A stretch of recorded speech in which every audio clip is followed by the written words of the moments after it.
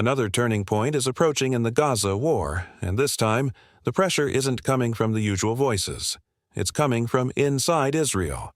Over 600 former Israeli security officials, including ex-Mossad and Shin Bet chiefs, have done something extraordinary. They've bypassed their own government and sent a direct appeal to President Trump to help stop the war. Well, more than 600 former Israeli security officials have called on the US President, Donald Trump, to end Israel's war on Gaza. This letter isn't just symbolic. It signals how deep the divide has grown between Israel's current leadership and its military establishment, past and present. The letter states Hamas no longer poses a strategic threat and that continued war only damages Israel's credibility while worsening a humanitarian disaster.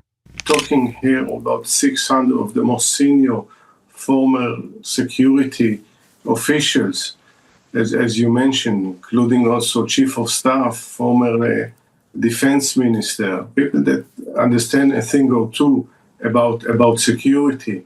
And interestingly enough, they don't even write this letter to the Israeli government because they gave up on this government. They know that Netanyahu and this government have no interest. They write it to the President of the United States, almost out of, again, sense of hopelessness. And as if to prove their fears right, at the exact same time this letter was being delivered, Prime Minister Netanyahu was preparing to push for a full conquest of Gaza. According to Israeli media, Netanyahu is ready to expand military operations and even reoccupy the entire Strip, whether the military agrees or not.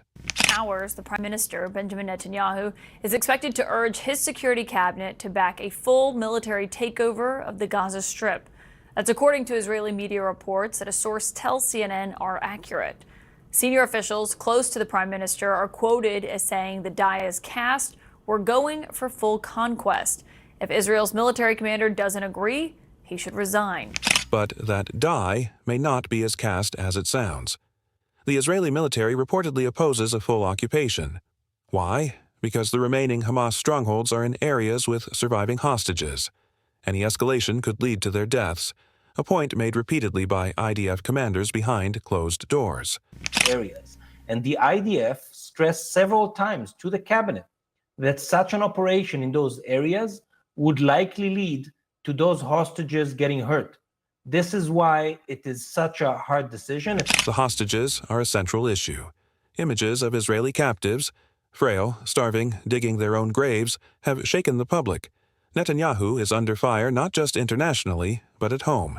Weekly protests, angry hostage families, and now a growing rift between civilian leadership and military command. Images of Israeli hostage Eviatar David spread around the world after Hamas released a video showing him digging his own grave.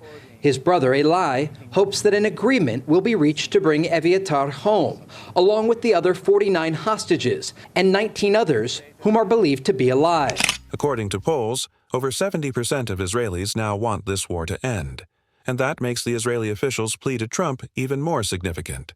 If their own leadership won't listen, they're hoping the U.S. president, who has supported Netanyahu so far, might. More than 70% of the Israeli people would like to see end of the war, see the hostages back home. But what will Trump do?